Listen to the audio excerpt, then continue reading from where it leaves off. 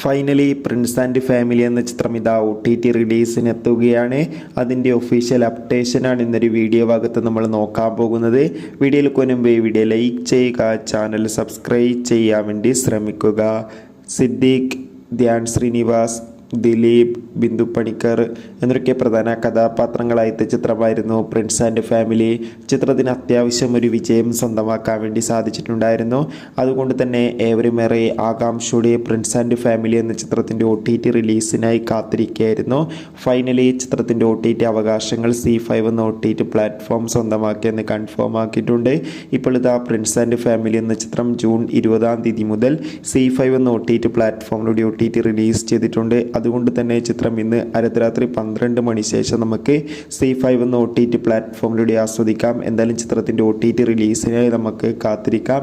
ചിത്രം കണ്ടവരുടെ അഭിപ്രായം കമൻറ്റ് ചെയ്യുക. അടുത്തൊരു വീഡിയോയിൽ കാണുമ്പോൾ